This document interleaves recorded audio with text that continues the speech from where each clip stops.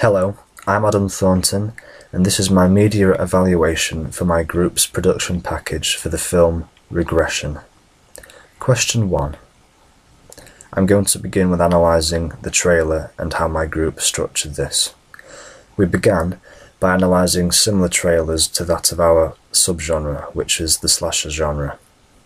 From looking at examples such as Insidious and When a Stranger Calls, we found there was a similar structure in them all and many conventions which we chose to use in our own. This included a female protagonist, similar structures and pacing, a range of shot types used including close-ups and point-of-view angles, similar mise-en-scène such as dark lighting and shadows, and also very quick editing towards the end of both of these trailers.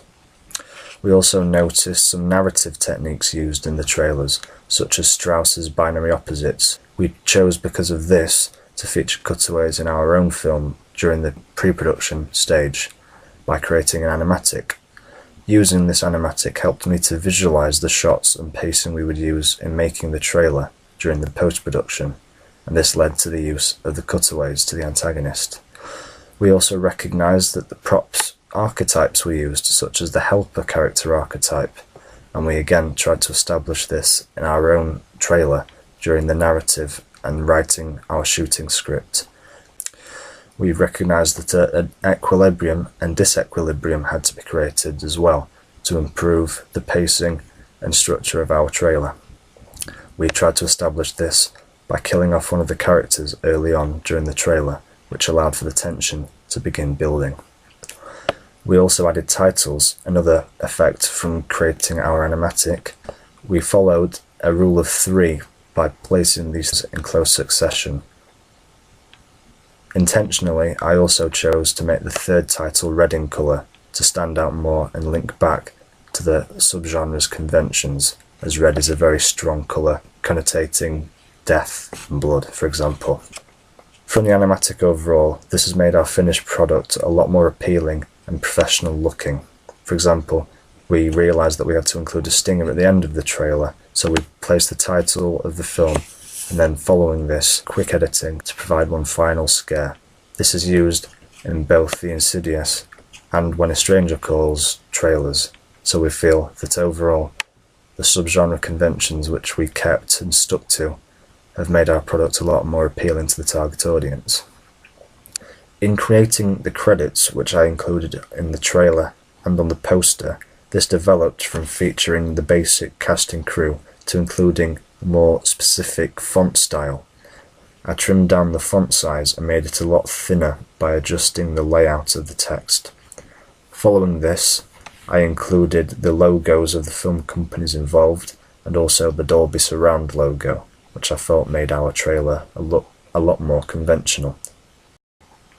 Following the video edit, we also added sound into the trailer. I supervised adding in the ambience and atmospheric sounds, which I recognised were used in the previous trailers we analysed. After creating the product, I realised the importance of our animatic and editing, as it linked back to the trailer's conventions. The music helped a lot with this, like shots being cut around the pacing and beat of the music, for example. We also added in the majority of the sound effects and Foley work, such as doors slamming, footsteps and screams, which again created a much clearer soundtrack, keeping the audio levels high, as this creates the majority of the suspense for the audience. Moving now on to my film poster, I again stuck to a similar typography to try and keep it linking back to the subgenre's conventions. For example, the title and the coming soon were in the colour red. I also included an outer glow and shadow around these to make them stand out more and make it easier for the audience to read. I placed the title around halfway up on the page, keeping it central, which allowed for the audience to still see the image but make the text stand out. The female protagonist was again used most prominently, which links back to her being the main character. She was framed in a medium close-up. The killer was also placed in the background, which I created on Photoshop. Similarly, I adjusted the image of trees which I placed beneath them both, and added a gradient which creates foggy atmosphere, which again links back to the subgenre's conventions, as one of the settings we found we wanted to set the trailer in was a forest. In the poster I also added a website to the trailer, which again links back to the conventions, as you'd expect to find such links found to ensure that the film is promoted online for the audience. For the magazine front cover, I again analysed similar pieces of work and looked mainly at fan magazines such as Fangoria, which focused on a horror subgenre and target audience. We created first drafts from early layout ideas, but I eventually realised that it would be more useful to create a generic film magazine, so because of this I changed the title of the magazine and also rearranged the fonts and the size of the texts. For example, I started with a lot of red fonts on the page and used serif fonts such as Charlemagne to link to the horror conventions. However, later on, I rearranged the plugs to be wrapped to the side of the page and also made them white in colour to stand out more. In terms of typography, this was changed again to Gill Sans condensed, which I felt had more impact to the audience. I also realised there were some conventional magazine features I'd missed out, such as the price and the date of publication, which I placed above the barcode. The image itself is of the antagonist in a similar framing to that of the female character in my poster.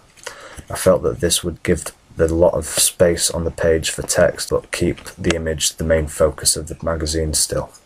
To try and create a house style, I reduced the number of colours and fonts used on both the poster and the magazine. This would create some coordination on the page so the audience could recognise the importance of the title, as this was in red over the rest of the page. Finally, to give the magazine front cover a more polished look, I added in a gradient behind the image, which was originally just a grey background. However, from the audience feedback I received, I realised that this was too plain, and so I decided to make the background darker at the bottom. Because of this, the image seems more seamless on the page, and also the white fonts at the bottom stand out a lot better. Through title effects, I also added in an inner shadow and an inner glow to some of the fonts, which again made them stand out more on the page. Overall, because of this adjustments of colours and styles, the ancillary tasks both appeared more professional and linking back to the magazines and posters you'd expect the audience to see.